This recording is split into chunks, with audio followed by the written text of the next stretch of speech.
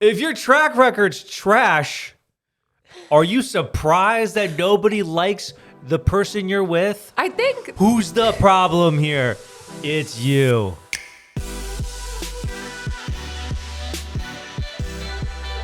And welcome back to Give It To Me Straight. I'm Alex. And I'm John. And we're your gracious hosts. Look at us, John. Look at us. Matching. Look at Comfy, your hair. comfy clothes. Too. Your hair. You didn't style it today or put a hat on. Your hair is poofy. Do I look like young, like that young style? I don't know fashion, so. This was just like towel dry. Oh, you mean like, does your hair look young? No. I don't think so. I think you'd have to have that like mullet look. Oh, honestly, I wish I was young enough to do that. Like the mullet, I wish I could rock that. I think it looks fun. I think it's your hair. It's fine. The way that it is. Yeah. Like you just have the thickest hair I've ever seen. So you're saying I should not grow it out? What do you want from me? You have to do whatever makes you happy and makes you confident. Like I don't listen to you when it comes to. I don't have anything to tell you. How your hair was cut 2 times ago was really nice. I don't remember. I probably have pictures. We literally take photos every day. If you do, send it to me so I can be like, do this again. Yeah. Okay, I'll do that. But I need to keep it long so I can go. Anyway, it doesn't matter. How's your week been, John? Week's been. I feel better than just in general because we're productive. I don't know. It was stressful. The week was stressful, but we got a lot of shit done. Thanks to your mom helping out. Yeah. I don't know. I feel like there's a little light at the end of the tunnel. It's like we're making baby steps. Yes. Pun intended. Literally. We're taking literal baby steps to finding some form of a routine. And are we getting a little bit more sleep? Maybe. I don't know. No, I don't think so. Last night we got a little sleep, but besides last night, the trick is going to bed earlier, at least for me. But my postpartum sweats are still so fucking bad. My hair is like, one night I changed the sheets, everything. One night of how soaked that I make my pillow, mold. Like that's not normal.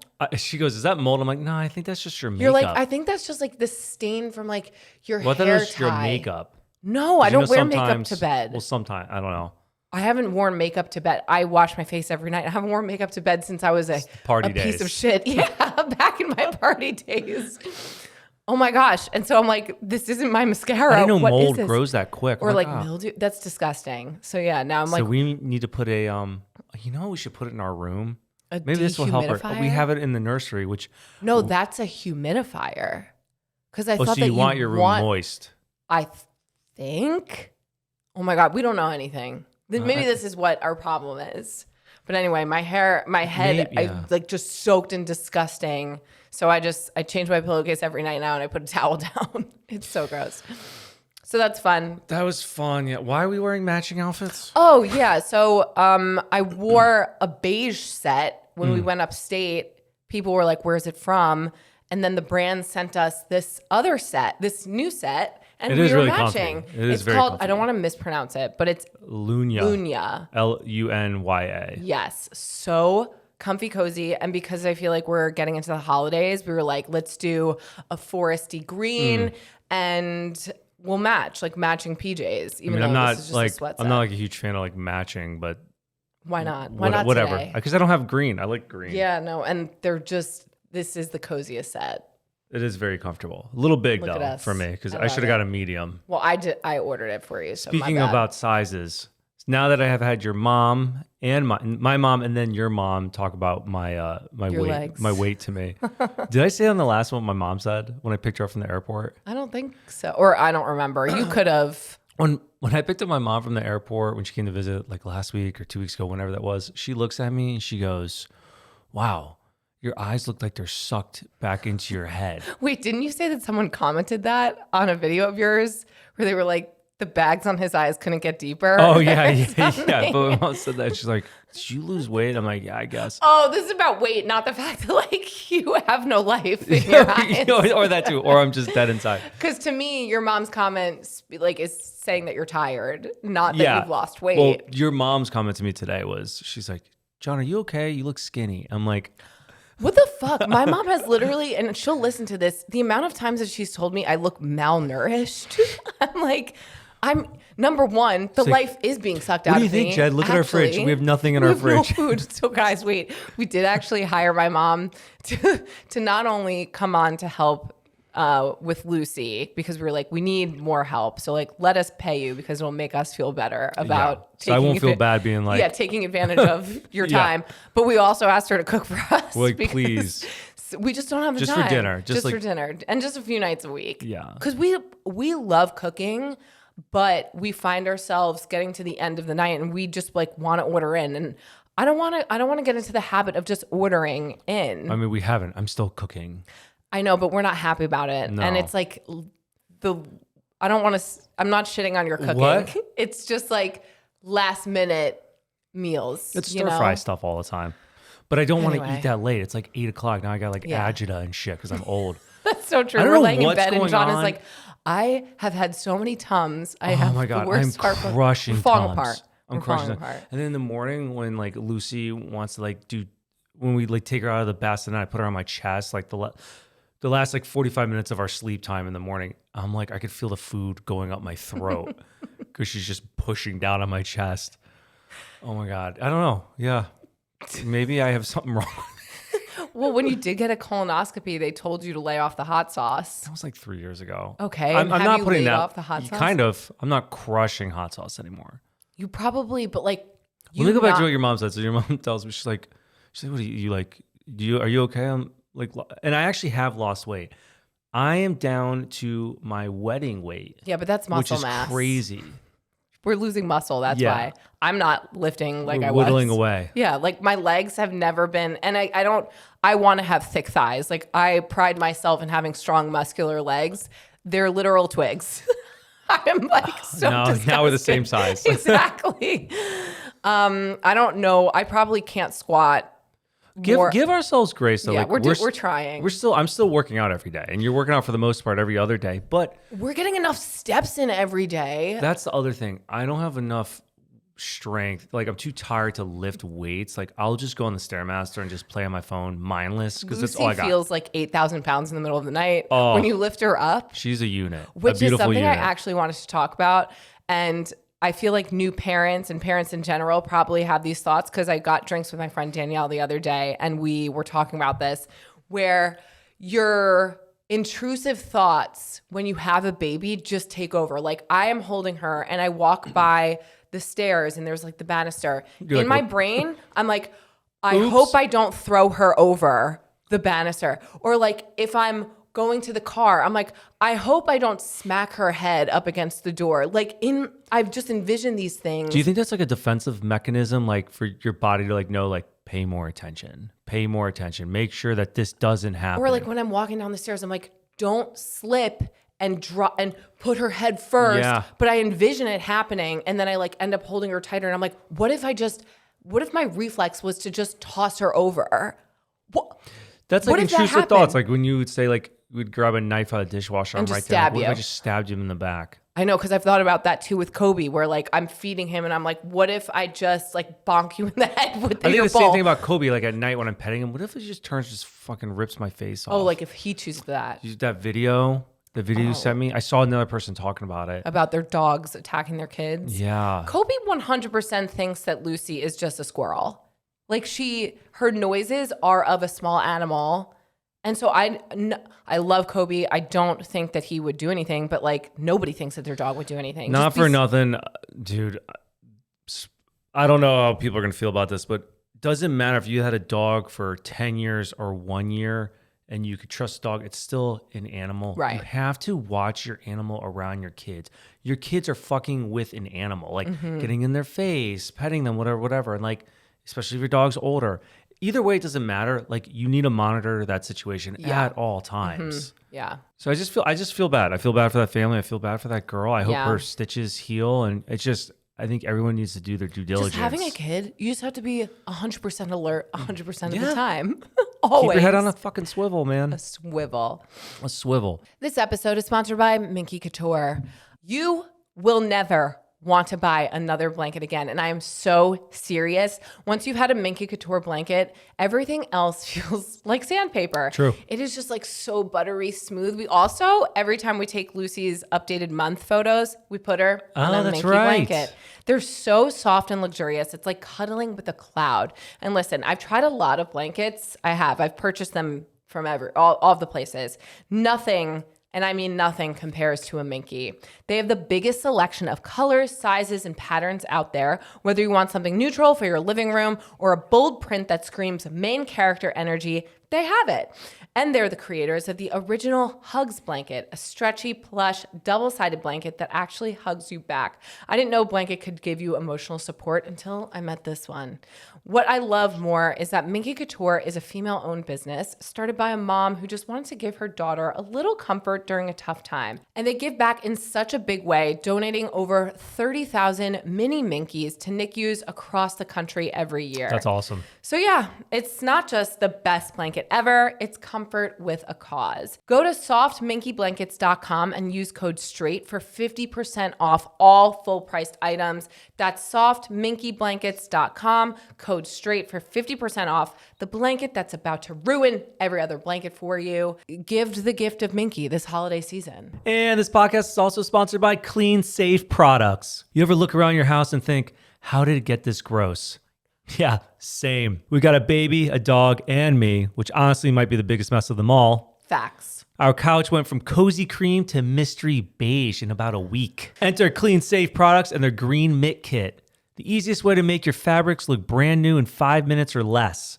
And if I could do it, anyone can. The process is literally spray, wipe, rinse the mitt, repeat. If you can clean a kitchen counter, congratulations, you're qualified. Easy. It works on everything: couches, carpets, car seats, wool rugs, even those dry clean only things your wife swore you wouldn't ruin this time. And the best part, it's non-toxic, fragrance-free, and made with just 3 ingredients. No harsh chemicals, no bleach spots, no sticky residue that makes stains reappear like ghosts of Pinot Noir past. Ooh. Like how I said that? Except for our couch, it would be espresso martini past. Because that's what I've dumped on. Yeah, you dumped a whole, I don't even want to think about that. But you can't even see it. It's safe for kids, pets, and anyone who eats snacks on the couch while claiming they don't. Alex. Plus 1 bottle of concentrate makes up to 16 full-size bottles, so it lasts forever. Which is great because our dog seems committed to testing the limits of science. Yeah. Seriously, it removes the spots and the stress that comes with having nice things in a messy household. So try it risk-free with their 30-day money-back guarantee. Go to cleansafeproducts.com/straight. Right now for $15 off the Green Mitt Kit. That's cleansafeproducts.com/straight for $15 off the world's easiest soft service cleaning solution. This episode is brought to you by Neiman Marcus, your home for the most exceptional gifts. Okay, let's be real. Holiday shopping is basically a sport, true. And I've learned that if I don't start early, I end up panic buying a random candle and calling it sentimental. I mean, to be fair, I do love candles, but that's what you end up getting everybody when you don't know what to get them. But at Neiman Marcus, they make it so easy to actually find something special for everyone on your list. They've got everything: gourmet goodies, beauty must-haves, the chicest kids' clothes and toys, and yes, the covetable it bags that you pretend you're just looking at. I see you, Bottega. If you love scrolling their holiday gift guides, it's like having a personal shopper who actually gets you. Even the people who are impossible to shop for, they're covered. And if you need extra help, Neiman Marcus style advisors make finding the perfect gift at any price totally effortless. And let's not forget about their legendary fantasy gifts. You know, the ones that are so over the top that you have to read them out loud to your partner like, babe, should we just skip presents this year and buy a private island? Let's do it. Legit. So whether you're shopping for your mom, your best friend, your husband who doesn't want anything, or yourself, because let's be honest, you deserve it, Neiman Marcus has something that will truly surprise and delight. If you're looking for gifts that are guaranteed to impress, head to Neiman Marcus. So anyways, besides, me being malnourished, us looking like we have no soul in our eyes. So we had a really busy week, and then Alex and I made it a point. I was like, Saturday, family time. Let's just hang out. So at our house, we hung out, and still I feel like we were so productive on that day of hanging out. Well, I think just having a kid it's inevitable that there's just always going to be tasks to do because like she's spitting up somewhere, laundry has to be done, she's pooping her pants. Like there's no matter what, there's always going to have to be things that need to be done. But the weather was beautiful. I felt like for a day in November. I know. Oh my gosh, it was just like a beautiful fall nice day. We walk. walked outside. It was nice. We brought Kobe. He was able to do it with his little limpy leg. What else did we do? I did like a cooking video. We were like, oh, we're going to watch Harry Potter. But instead, we binge watched Hunger Games. I got sucked into Hunger Games. We still have one movie left. 1.5. No, 1.5. We're on part 1. Oh. I was like, damn. That was a moment in time back when those Nostalgic. were coming out. You just think about the residuals Jennifer Lawrence is making off of those. And I'd also want to sidebar. What's his name? PETA? Thor's brother, Gale. Liam Hemsworth. Yeah. I want to know how much money he made off these movies. Oh my God. The whole time, go ahead. The whole time John is watching it, he's just like, I could play this part. I could play this part. This guy has 2 lines, which like, to be fair, when you actually watch the movie, he doesn't have that many lines. So I wonder how much he actually made. Got a couple lines and he shoots that fucking crossbow missile at the spaceship. Perfect. Sign me up. It's like when we went to the premiere for Rebel Moon. Yeah. This girl stole the show on the red carpet. I was like, wow, she must have been like a big part. She had one part, yeah. and it was her going down in flames. But everyone was cheering in the movie theater. I was like, fuck, that's what I want. That's all you need. Just an epic death. And if you do have less lines in a play, in a movie, in a film, you better bring it home. You better sell that. Send it. Full send. No, but one of my favorite games that we play, and I love it because I even tested you on it when we were watching Hunger Games because we haven't done it in a while. But I'll just start because obviously we're old, we're millennials. So we watch every show, every movie with subtitles on. So I'll read the lines of a character and I know John, he's going to read the lines. Anytime there's a male-female interaction. Yeah. He'll always chime in and read the part of the other character. But we hadn't done it in a while. So when Katniss came on, I just started reading the lines. I was just like, PETA, where? And then you without even skipping a beat come in and you're like, I think about that day. Yeah. I think about that day all the time. Yeah. When I gave you that loaf of bread. I mean, it's practice for our skits. That's true. Yeah, it's practice for our future films. We're so stupid. So stupid. I do want to punch us in the face sometimes. Yeah. Right now we're wearing our matching outfits. Yeah. Another thing that I wanted to talk about because was it last episode or the one before where I talked about how acting is embarrassing? I saw a TikTok specifically of the behind the scenes of Harry Potter before they add the special effects. Vanderbilt. What's his name? Voldemort.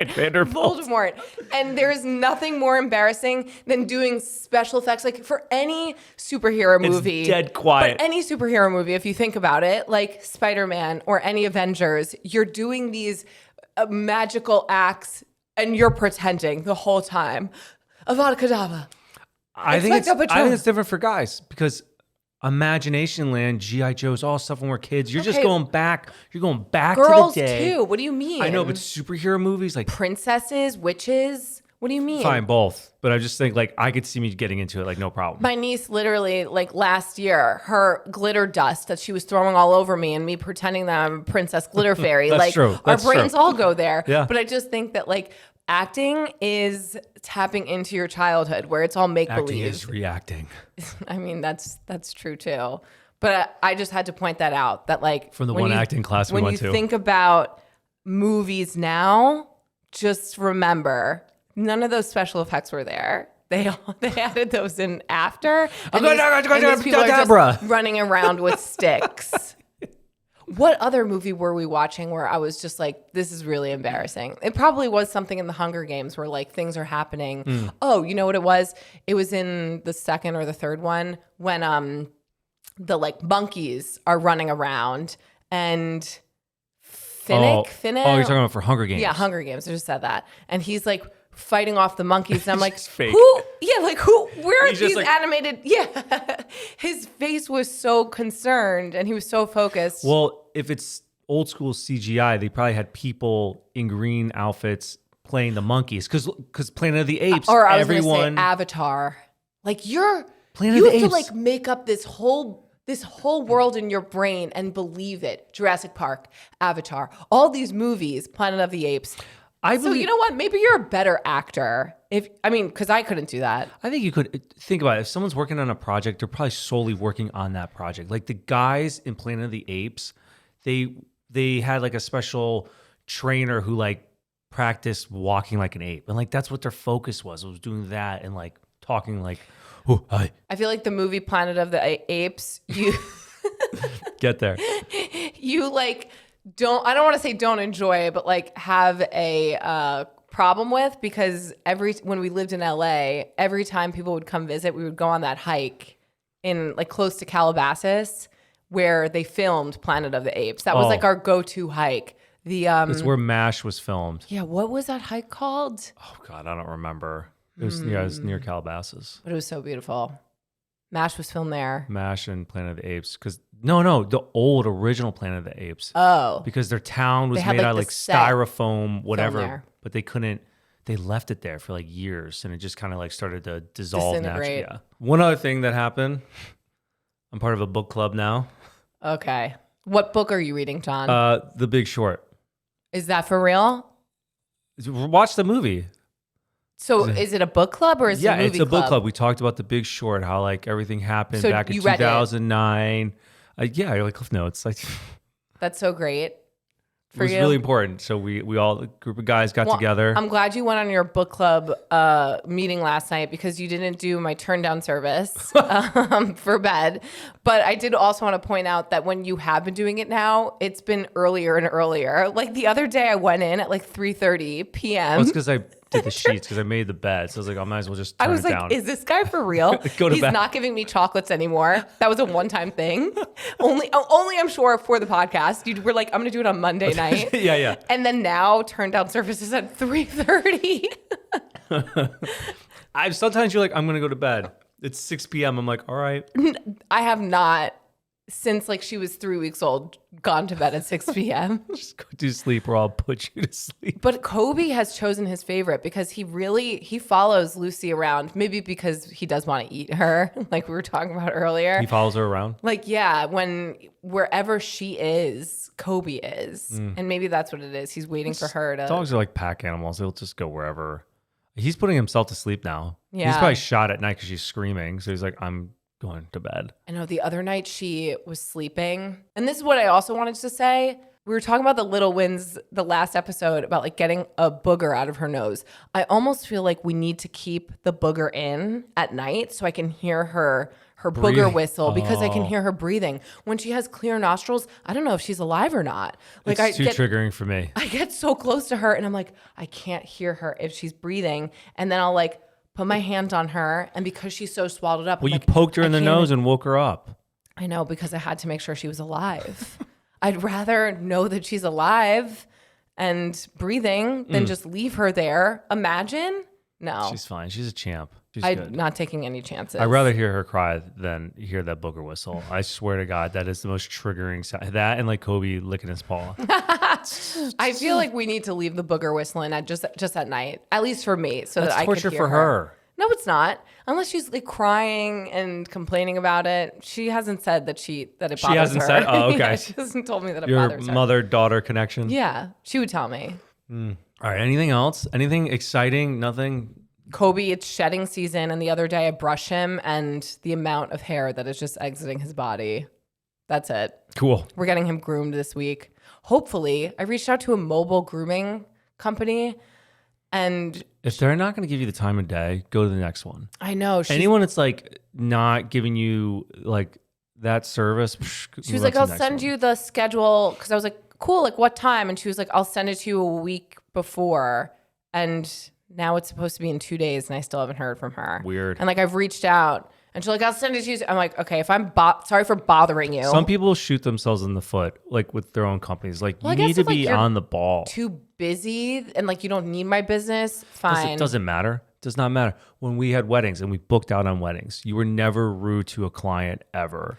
Right. And on top of that, you would recommend, refer to other people. You went above and beyond. You always have to go above and beyond if you have your own company, because word of mouth is huge. It's true, because if someone was like, do you know a mobile grooming company? I'd be like, don't go to these people because they want my money, but they won't. The restaurant, prime example. Yes. The restaurant down the street. Yeah. You're open. You don't sit us. No, you even acknowledge us. I'll never go in there. Right. And then I did order food from there, and it was actually really good though. So. Well, yeah, but you got takeout from there. But it was funny because we had tagged a local restaurant like in the area, and then they reached out into your DMs and they were like, come into our restaurant. We're like, we had It was weird how he messaged me. He messaged me. He goes, come to my restaurant. That's all he wrote. I think some people just like also don't know communication. No, it's like that Long Island typical like Italian.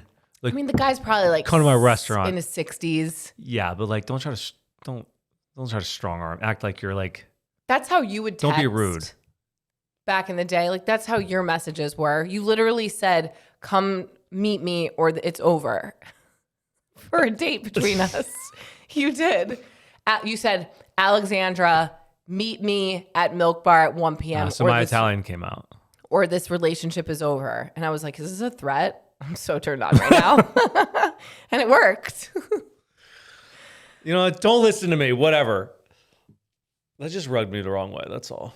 Oh, his message. Yeah. Yeah, because you want people to be nice to you and your words of affirmation. So like you can give it, but you can't take it. That's a lie. That's a lie. We live in an area where there's a lot of old people and communication isn't the best. But because we live in an area with a lot of old people, nobody knows how to drive. And I want to reach out to the town to get speed bumps. Does that make me old? We're becoming those people drive too fast. But you know what? It's not even just the young kids. It's the geriatrics who just truly aren't paying attention. That's what happened on Saturday. When we were with yes, you didn't have the stroller though. You just strapped her. Lucy but we had strapped Kobe. To me. This fucking old guy goes like 40 passes. Not paying attention. Speed limit's 25. I know. Hauling ass. Now I have to make sure that they see me, especially when I'm with Lucy. It's so scary. Just make sure we're on the same page. You walk on the side of oncoming traffic. When you're walking, you mean like you want to be opposite. If you're going on a straight line, straight road, you want to be on the side where cars are coming towards you. The issue is where we live. But when you go around a bend, you want to do on the other side so they don't take a sharp turn and clip you. We have so many blind spots where we live. It's so bendy. I know, but just be aware to go on the other side. But yeah, I mean, honestly, I'm all for making old people do a driver's test again. Yeah, yeah. Because it's a matter of time before somebody gets clipped in our neighborhood, and I hope it's not us. I know. That's the thing. I hope it's not us. And it's like, should we be going to walk in safer neighborhoods? But I guess like you never know anyway. Like I wouldn't say this if they drove slow, but they drive fast. Well, that's why I want speed bumps, at least like right by our house, because that's where I feel like they go the fastest and it's the most dangerous. How do you go about getting a speed bump? Do we reach out to the town? I know the mayor. Oh yeah, that's true. Let me talk to walk into the police station. Let me talk to mayor. I got it. I'm already talking to them about trying to trim my trees if I'm allowed to do that. You're doing that? You're asking them that? Yeah, I already did. Because I don't know if I'm allowed to or not. Like 2 weeks ago. Why didn't you fill me in on this? I didn't know this. I think I told you. No, you didn't. Yeah, because I wanna just trim it because it's fucking up my view. Okay. It's crazy now when you have a kid, then you have to look at your own where you live. And it's like we've never done that. We've never done that. I'm like, we live on a hill. It's not like the safest. We were like, school districts doesn't matter. So now you're like, well, we got at least another 2 years in this house that we're okay. And then she starts moving and grooving. And we're like, all right, I guess we're going to have to. Well, safety is number one because it's just, again, like living on a safe road. But we're also on a hill. Like, what if she starts riding her bike? Goes down the driveway. See ya. Can't have that. I think there's those safety nets. I saw like safety nets that you could put on your driveway. It looks like a goal, like a soccer goal net. But would it catch her from? Yeah, that's the point. I don't know. My grandma lived on a hill, and my cousins had lived there, and she had the cul-de-sac. That's cul-de-sac. Well, I don't know why I said it like that. Cul-de-sac is huge. So did you grow up calling it a cul-de-sac? Cul-de-sac. Yeah. Always called it a court. Really? Because like we had one too where I grew up. It like was in my backyard. CUL-DA-SAC. Cul-de-sac. Cul-de-sac. Maybe it's a Connecticut thing. No, I don't know. I mean, I think it's called a cul-de-sac everywhere, but I always called it a court growing up. But that was the best being a kid. Yeah. Played kickball in it. Whatever we did. Yeah. Okay, let's move on. Questions? This episode is also sponsored by Ritual. All right, let's talk about the anxiety that comes with prepping for a baby. There's the nursery, installing the car seat, and of course, trying to make sure you're actually getting all the nutrients that you need. But the one thing that I did not have to stress about when I was pregnant was getting all the nutrients that my body needed, thanks to Ritual's Essential Prenatal. It became part of my routine every morning, like brushing my teeth or crying over baby name lists. Ritual's clinically backed Essential Prenatal Multivitamin gave me clean, traceable ingredients, all designed for optimal absorption. It's the #1 best-selling prenatal, and it's no surprise why. It's literally the only leading prenatal backed by its own human clinical trial. Moms taking Ritual had lower overall cortisol levels during pregnancy than those taking a leading prenatal, which maybe explains why I wasn't a total wreck the entire time. And I loved that it didn't upset my stomach. These 2 easy capsules were so much gentler than any other prenatal that I had tried. No weird aftertaste, no gag reflex, just something I could actually look forward to taking. Plus, I trusted Ritual because they're all about transparency. Every ingredient is traceable, every claim is backed by science, and it gave me this little daily reminder that I was doing something good for myself and my baby. So if you're pregnant or planning to be, don't settle for less than evidence-based support. My listeners get early access to Ritual's Black Friday sale for 40% off your first month at ritual.com/straight.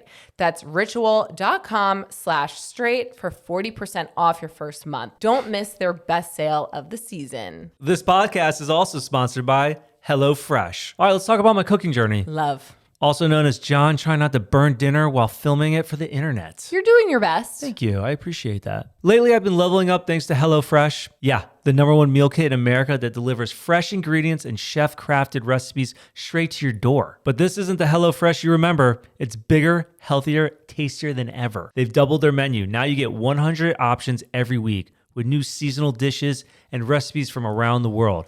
I'm talking grass-fed ribeyes, lamb chops, veggie-packed meals, and actual big portions that don't leave me rummaging through the pantry 20 minutes later. I'm actually that so is hungry what now. I'm talking about. Yeah, let's get to making. Let's get to cooking. Let's get to making. Okay.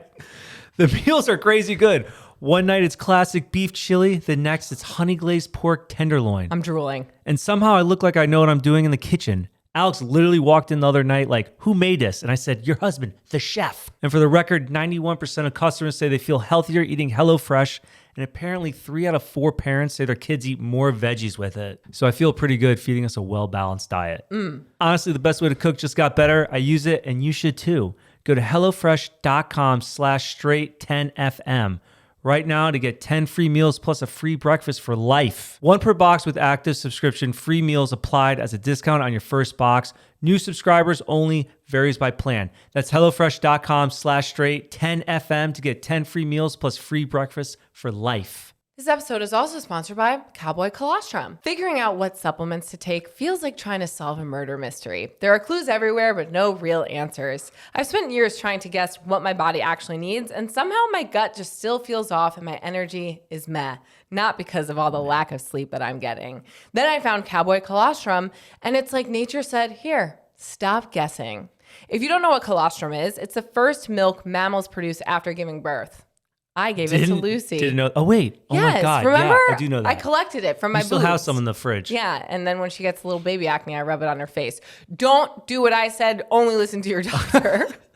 But before you get weird about it, it's not regular milk. It's thicker, richer, and packed with hundreds of bioactive ingredients that support gut health, immunity, hair, skin, nails, and even recovery. Basically, it's nature's original multivitamin designed by biology, not a lab. They call it, in humans, liquid gold. Ooh. Just in case you didn't know. Oh, okay, because cool. you apparently didn't remember that I collected it before we had Lucy. I've been adding 1 scoop of the vanilla flavor into my morning coffee. And not only does it taste delicious, but I've noticed I'm way less bloated. My digestion feels balanced and my hair in my thick era. And smoke unlike show. Unlike other brands, cowboy colostrum is never diluted, never spray dyed, and always sourced from grass-fed cows on regenerative U.S. farms. No fillers, no junk, just the good stuff. It's hormone-free, allergen-free, and third-party tested. I love that it feels like I'm fueling my body with something real, not synthetic, especially now that I'm trying to keep my immune system strong, going through all these seasonal germs. So if you've been wanting to feel your best from the inside out, go to cowboycolostrum.com and use code STRAIGHT for 25% off your entire order. That's cowboycolostrum.com, code STRAIGHT for 25% off. And after you check out, tell them that Give It To Me Straight sent tell you. them. Because we'll be watching. We're watching you. This podcast is also sponsored by Hexclad. I'm actually really pumped about this. Me too. I finally got new cookware for my cooking journey videos because apparently people were tired of watching me make 5-star meals that I think in 2-star pans. 10-star meals, John. Thank you. Look, I've come a long way. I used to think searing was just burning but pretending it's intentional. But then I got Hexclad and suddenly I'm Gordon Ramsay, minus the accent and the emotional damage. I don't know. I don't know about that. Do you think I'm at that level? These pans are the real deal. Stainless steel strength with non-stick convenience, meaning I can actually cook without scrubbing for 45 minutes later. Like cooking one egg and then I just destroy the pan. Yeah. They give you that perfect sear. They're ridiculously durable and they look sexy on the stove. Like if cookware could flex, Hexclad would have abs. Ooh. The first time I used them, Alex literally said, "Wait, did you cook this?" So yeah, life-changing. And with the holidays coming up, the kitchen is where it all goes down. Roasts, sides, desserts, whatever your in-laws supervise, Hexclad makes it easy. Whether you grab the 6-piece starter set or go all in with that 12-piece bundle, you're covered for every meal, every mood, and every recipe you find on TikTok at 2 a.m. They're metal utensil safe, dishwasher safe, oven safe up to 500 degrees, and come with a lifetime warranty. Basically, they'll outlast my experimental chili phase. So if you're wondering what to get to cook in your life, or you just want to impress your partner with something that isn't takeout, this is it. For a limited time, Hexclad is having a massive Black Friday sale. Head to hexclad.com/straight to get up to 52% off. That's HEXCLAD.com for up to 52% off. And when they ask where you heard about them, tell them that Give It To Me Straight sent you, because this might be the first time I've ever sounded like I know what I'm doing in the kitchen. Tomorrow, I don't know why I'm saying tomorrow, next week is Thanksgiving. We already decorated for the holidays. Our house is completely decked out for Christmas. Not by choice. I mean, again, content creators, we have things, we just have to prep for I guess things. it's good though, because it was kind of like a long process. It wasn't in one day. It was like a week and a half. Well, I didn't realize how little Christmas decor we had. Thankfully, your mom came and we went shopping. Hobby Lobby, man. They had said Home tons of Goods. shit. It was Hobby Lobby. Home Goods has good stuff too, but the I amount was of stuff you got for how much it was, I was shocked. Me too, because if you were to get something from I don't want to drop any name brands where it's expensive, but there's a lot of stores that we shop from that one candle or one wreath would be $200. Whereas you go to Hobby Lobby. What stores do we shop at that our candles are $100 to $200? Maybe not a candle, but some decor. Where I hope you're not doing that. No, I'm not. You're doing this. You're not even telling me. You're like, yeah, the shops that we go to. I'm like, we. No, Hobby Lobby was great. Wayfair has great stuff too. So anyway, me and your mom went shopping. We decked out the house for Christmas. So we're in the holiday spirit. Prior to Thanksgiving, I've already put on the Christmas records. We have a record player. It makes it so cozy. Record players are a vibe. Yeah, and that's lights. actually what we did this weekend too. We lit the fire, we had a cocktail, and we played Christmas music on the vinyl. That was nice. Yeah, that was really a vibe. So yeah, we're gonna all the topics are gonna be holiday related for the season. Buckle up, some drama. We have splitting holidays, all the fun stuff getting into the season. So Without further ado. Oh, wait, but I do want to say one other thing that I've loved about being a new parent is seeing your child discover things for the first time. And I never thought that I would be this person, but it brings me so much fucking joy. We're discussing. I don't know what's going on. Oh, we didn't even talk about the pediatrician. I don't know what's happening. I don't know if because I'm sleep deprived, but I don't even want to. I cried in the pediatrician's office. I can't even talk about it. I don't know what it is. We go in there and then the minute she starts crying. I'm like, I just and fucking John melt makes away. me the bad person. He's like, you have to hold her for anything. anything that happens to her shots, her exams. You have to hold her. And then now I'm just going to be associated as the parent who is she's going to be trauma bonded to me. Or actually, no, she's going to She's trauma bonded to me because I'm the one. I'm the poop man. So she's miserable at night. Then I'm in there cleaning her, and she's just like losing her mind. So you can take the battle in the pediatrician office.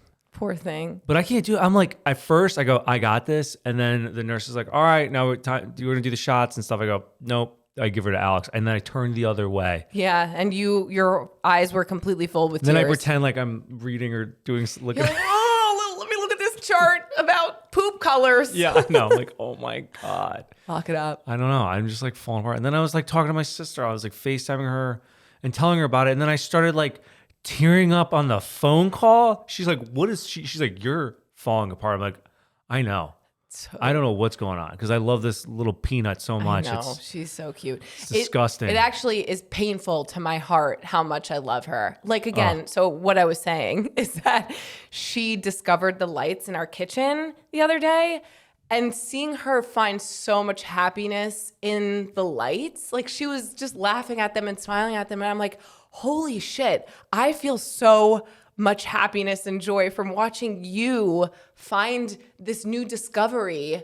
And again, like when people would talk about that and they're like, oh my God, like it's the little things that you find joy in, like seeing your kids, like you're living through their eyes, whatever, living life through their eyes. I'm like, it is so true. I think it's similar to like very successful people where, you know, they've done everything. They've done all the trips, they have all the money, all this stuff, and like nothing brings them that much joy. And then they turn into like philanthropic things and like helping others, and that brings them so much fulfillment and joy. Well, you're helping people experience things that you've already experienced. Well, materialistic things, like at the end of the day, are ultimately empty. Right. You know, you're just like helping people in their life. Well, and even if you don't have kids, yeah, it's just like helping out other people, or your relationships with other people are what is fulfilling. But again, I will say, just as a new parent, like the thing that brings me the most joy and happiness is just watching her find it's also weird happiness.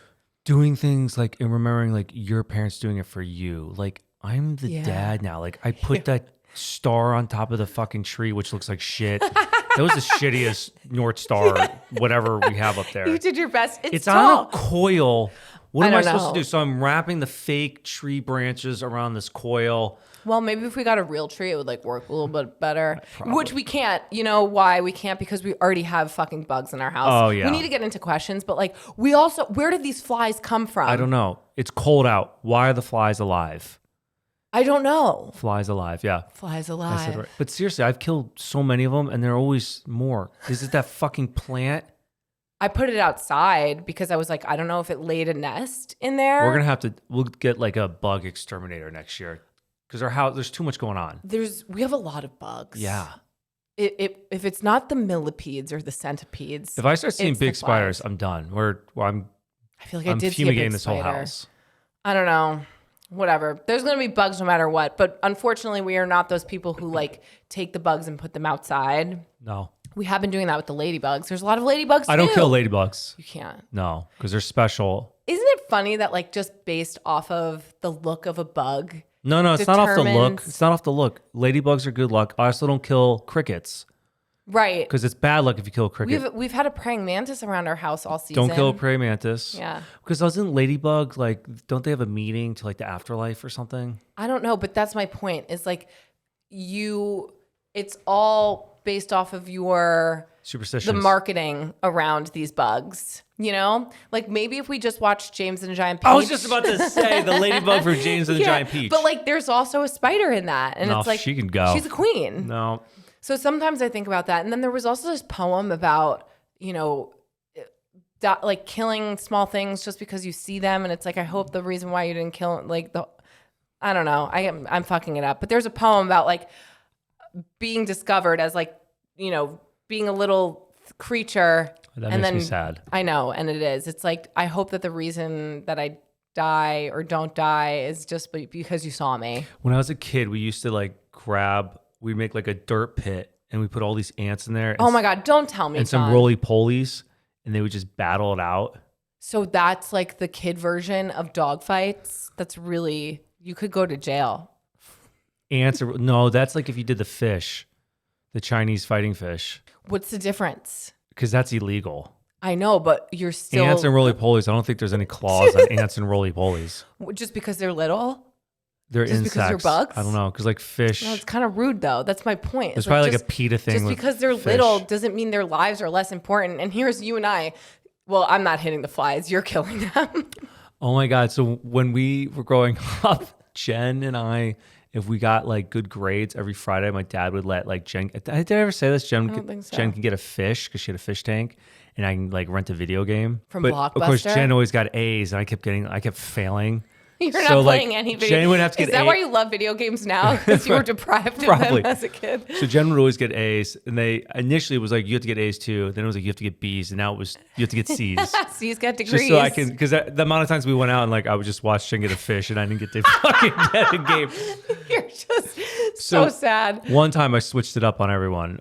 Instead of game, I was like, I'm going to get a fish. Jen had this full fish tank. When you got a C, you were like, I'm getting a fish. I'm getting a fucking fish. I got one of those Chinese fighting fish. I didn't know what it was. It was I think they have to be alone. Like they can't be with other fish, right? I dropped that fish in Jen's fish tank. John, what the fuck is wrong with you? It killed all of the other fish. That one fish lived, killed all. She had to have 30 little like sardine fish, the little like teeny baby fish, killed them all. I was like, holy shit. I feel like that's a metaphor for something. It's gotta be. I kill everything dies that I love. Please don't say that. Please don't say that. No, and I'm taking that away because you didn't love those fish. Jen's fish. No, she did. I didn't give a fuck. It's more about like you killing the dreams of other people. Okay. Right? Wow, that was. I don't like that. I don't like Come that. up with a different metaphor. Let's just go into questions. I feel like we can't leave it on that note. We were talking about the holidays and you just like really made it dark. That's me. Fuck, John. I'm sorry. I just forgot about those fish. Maybe that's the metaphor. Don't let John ruin your holiday spirit. Yeah, let's leave it at that. And he won't. Oh, you know what? No. Here we go. Segue.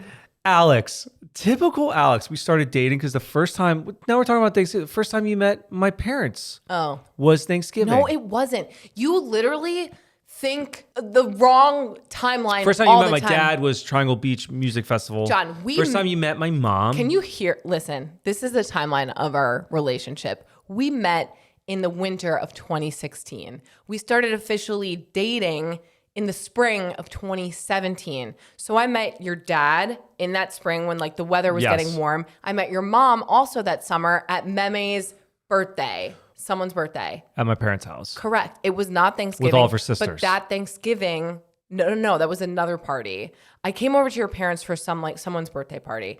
And then that Thanksgiving we had already been dating for a few months. So I had already met your parents. It wasn't the first time. But yes, it was the first family holiday that I joined. We'd gone over a few days before to help with the stuffing and continue. You weren't even there, John. Typical. Know who wasn't really there? You were there physically. Because Thanksgiving, the night before Thanksgiving, biggest party night of the year, Alex, Goo, and I go out. You didn't go out. You would work the next day. So it was just me, Goo, and my friends who went out. See, you weren't even there. You are just I got the aftermath. Yeah. Alex gets obliterated. Then the next day we're driving to my parents for Thanksgiving, and Alex throws up in the front yard, throws up in the car. People who have listened to this podcast know because it happens like the year before we started Thanksgiving's the podcast. coming up, and like tradition. Yeah. I'm gonna bring it what up. did we do last Thanksgiving? Nothing. Didn't get obliterated. I'm pretty sure I just cried all day because I had to go see my nephew who was at Thanksgiving, who was supposed to be a week apart from Leo. I wanted to kill myself, and then we just were traveling. Yeah, so I wasn't drunk. I was just depressed.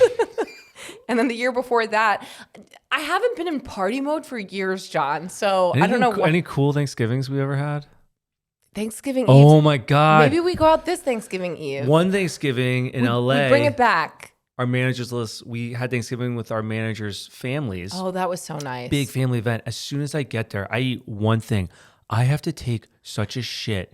And it's a townhouse. Everyone's packed. And the one bathroom I was allowed to use. Yeah, because that was the year before. That was our first year there. Yeah. Because we also spent Thanksgiving with them the year after. The bathroom that everyone was supposed to use is next to the kitchen, next to the living room where everyone is. I go in, think it's going to be like a little one, and I'm in there for a solid minute, and it smells disgusting. I do my business.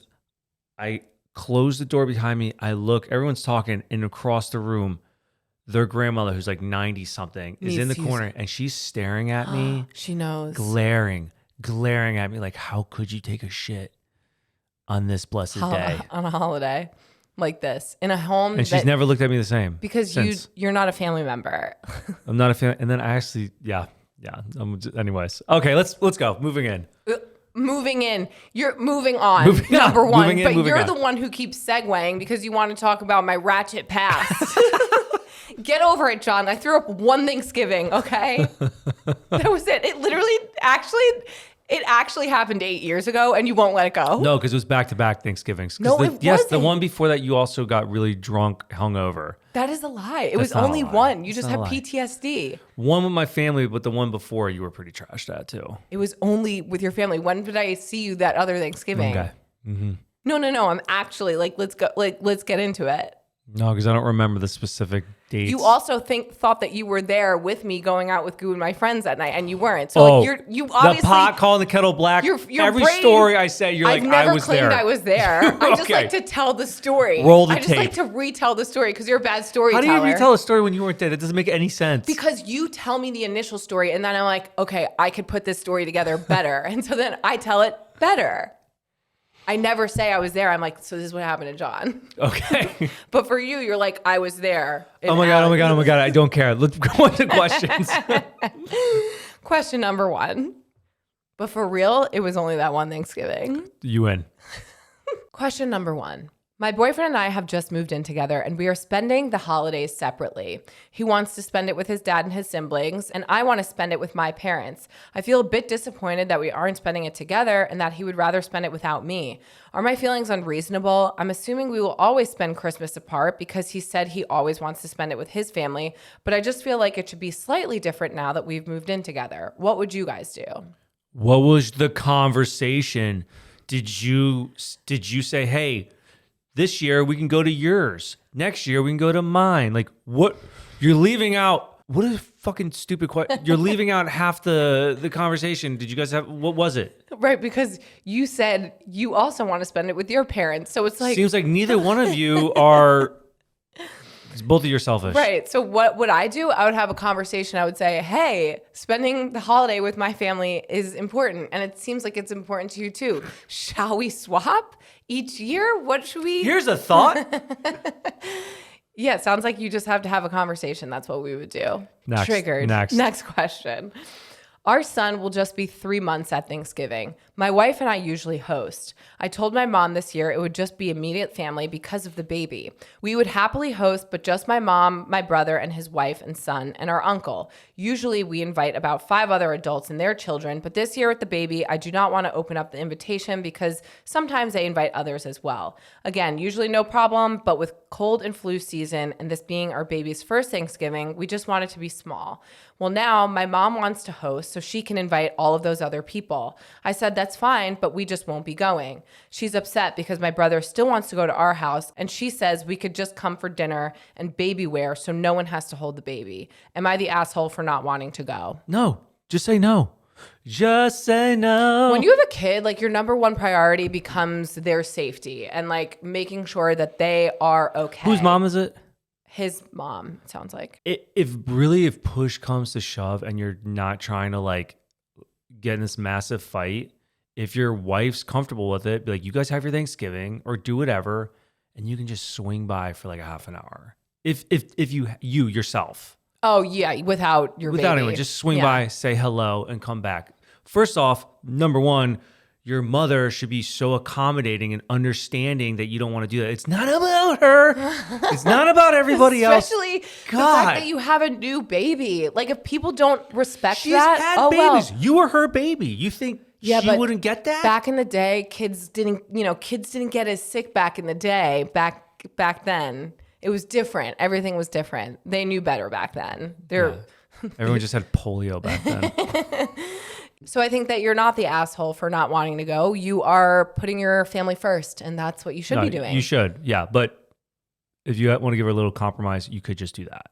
And you don't even have to do that, but it's even just some sort of olive branch you can give. I just think like too, when you are setting this boundary that you know is the right choice, you can't let other people's opinions on that choice let you feel some type of way. Like, okay, oh well, then be fucking pissed, mom. Right. If you're gonna go and want to invite all these people here, then we won't be there because I told you I'm not inviting these people because of the safety of my own child. And you just laid it out, yeah. Yeah. The fuck?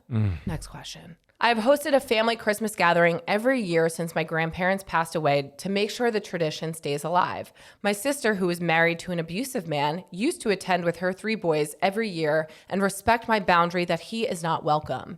When I say abusive, I mean he has been arrested for his violent behavior.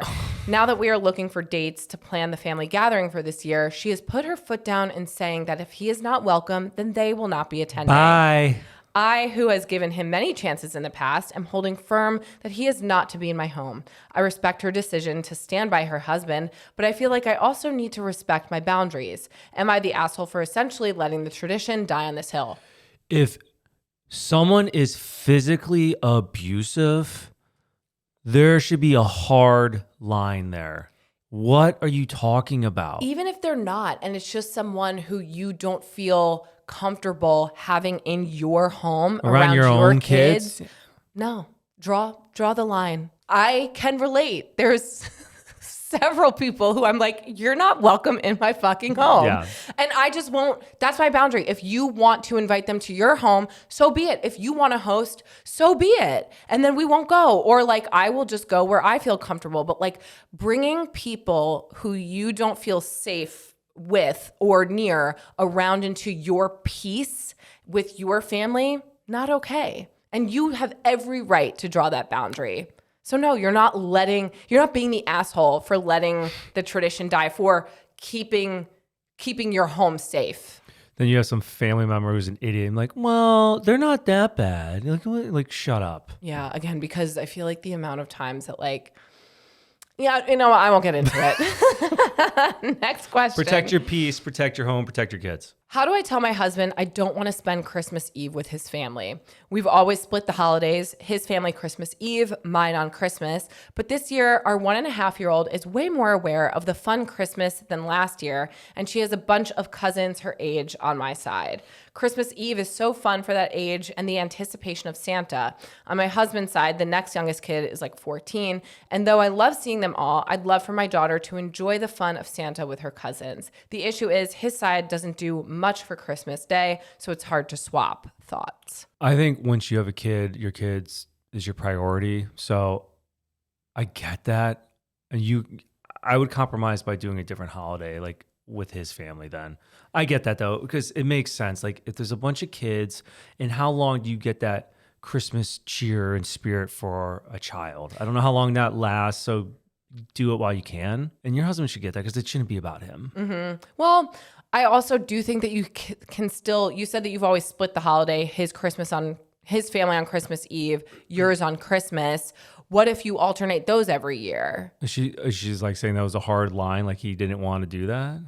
I think it just sounds like every year his family gets Christmas Eve, her family gets Christmas. Oh my God, switch the fucking day. It's one night. Unless I'm like, my brain isn't computing and I'm not reading this correctly. Or you take both nights and just go to his house, his family's house for Thanksgiving. What the fuck? Who cares?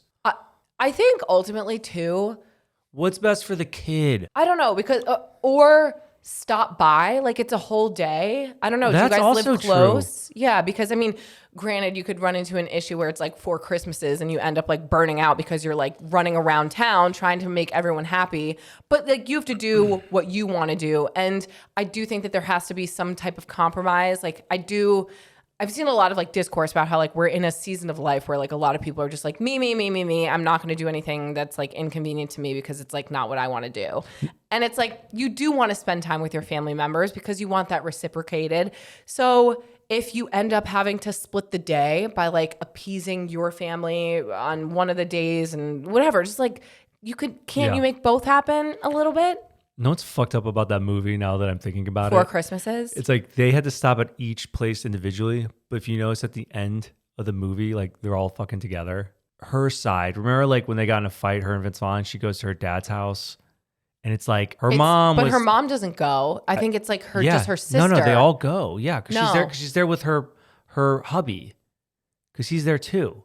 And the same thing, like I have to rewatch it. I'm almost positive it's 4 because like the parents are divorced. They do all 4, but at the end of the movie, like towards the end where they get in a fight, and she goes to the dad's house. I'm pretty sure it's just the sister. It's just Kristen Chenoweth who's there. No, it's not the mom. The mom's there. No, it's not. That's why there's 4. We'll have to watch it and report back. Final. Oh no, John and I have to watch a Christmas movie. Rats. Anyways, it's Brad and Kate, Vince Vaughn and Reese Witherspoon. Kate visits her family at the end because her and Vince get in a fight about having a baby, whatever.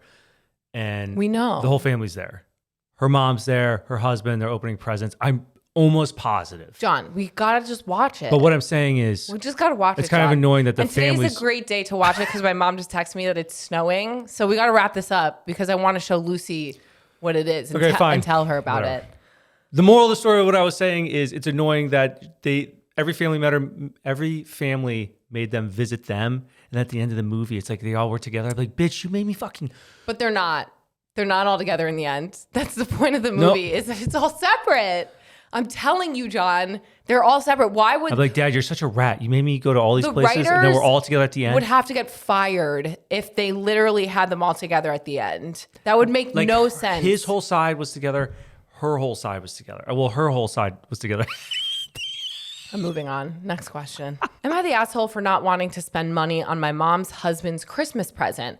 Background, my parents have been separated for 18 years. I have a good relationship with everyone involved here, and my mom has been remarried for 6 years. My husband and I are trying to cut back on how much emphasis we put on gifts for the holidays. My mom's love language is gift giving, and it makes my husband and I feel overwhelmed by the amount of gifts exchanged on holidays. My brother does not seem to share this opinion and loves gifts, so I don't bring it up to him. I have a toddler, and between how expensive life is in general and daycare cost, we don't have a lot of extra to spend on gifts. I, of course, will do something small but meaningful for my immediate family. My dad and I agreed not to do gifts. We would rather do something together when we see each other or just enjoy each other's company since he lives out of state. The problem is I feel expected to buy something nice for my mom's husband. It feels forced, but I don't want to make him feel bad by not doing anything. I also feel uncomfortable because even though I like him, he isn't my dad, and I'm putting more effort into his gift than my own father's. So am I the asshole for not wanting to get him something nice? Should I bring it up to my mom, or do I just suck it up and keep the peace? Just do a joint gift. Oh, that's a good idea. Just a joint gift for your mom and your dad, like something for their house or some shit like that. Don't do separate gifts. Yeah. Or like similar to what you do with your dad, maybe ask your mom if you want to do something. Like take your mom and your stepdad out to dinner. Do you want to do that? You know, is that... Well, you just don't want to spend time with people, John. Maybe she wants to spend time with her mom. You know? Okay, fine. If you don't want to spend extra time with your mom and your mom's husband, then don't. I mean, it's not her dad, you know?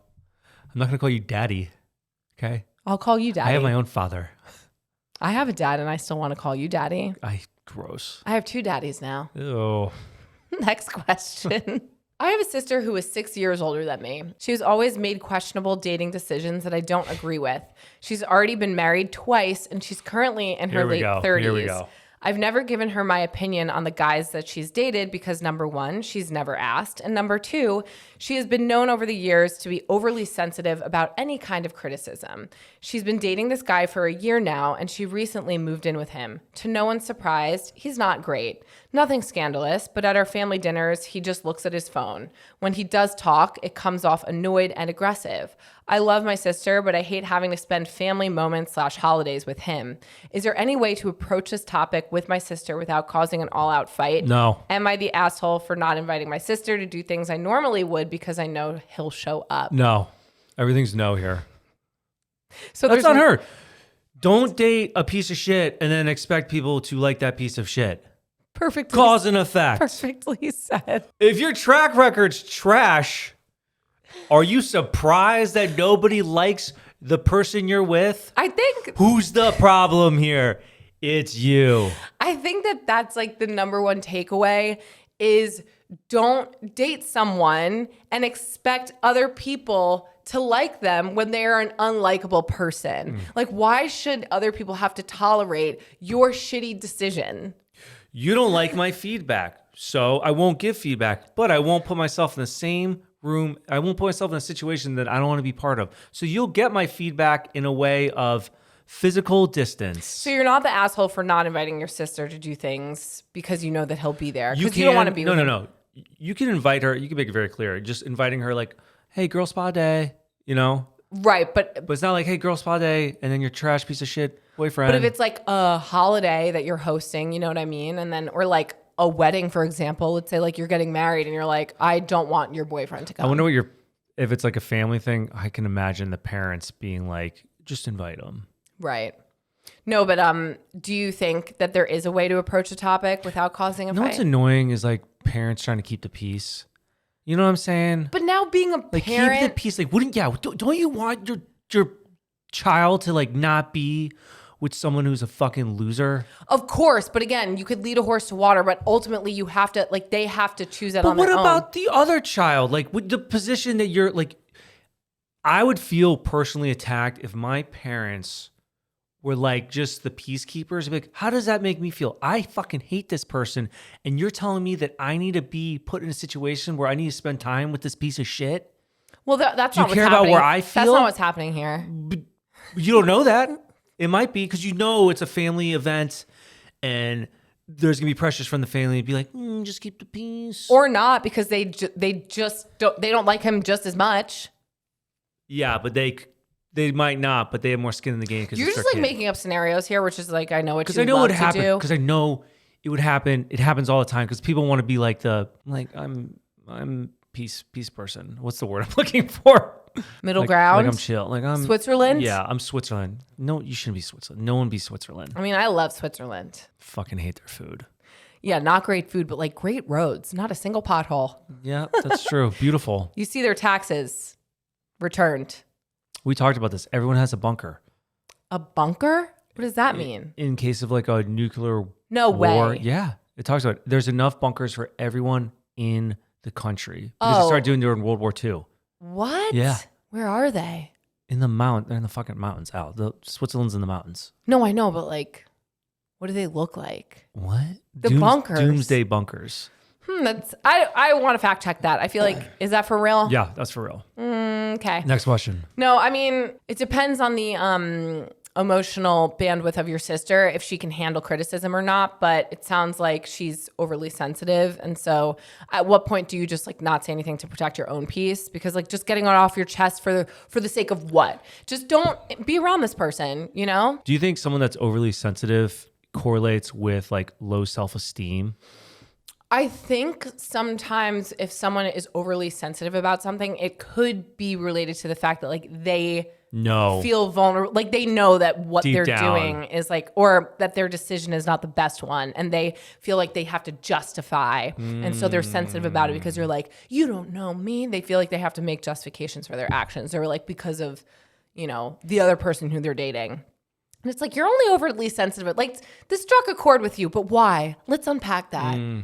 But, you know, that's in my experience. I don't know. But like, what is the point? If you've continued to try to like have these conversations with her and it goes nowhere, like your sister is going to do what she wants to do at the end of the day. Like, and if you want to preserve some sort of relationship with her, like just don't get involved. And then you have to like separate and keep your peace.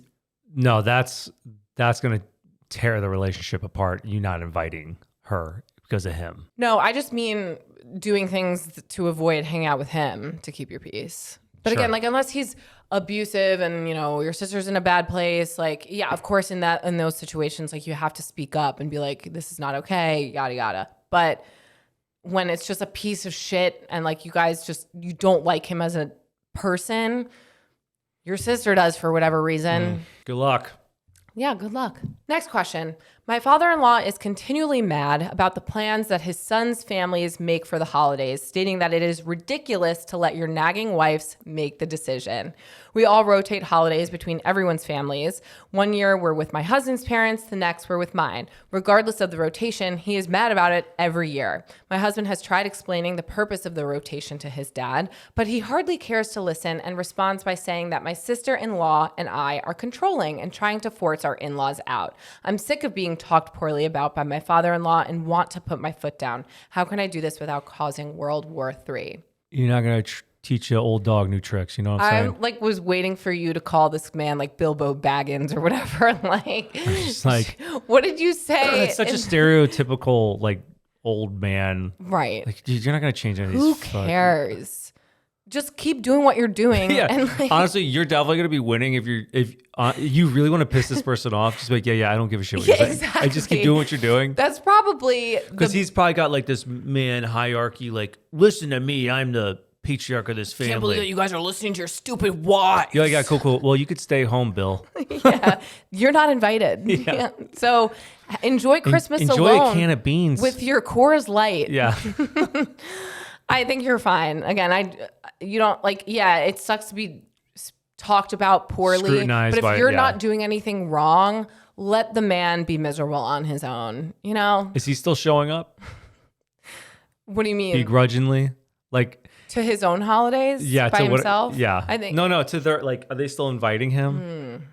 Probably. And if he's still showing up, be like, you're right there. That you're like, you're still showing up. Shut the fuck up. If you don't come.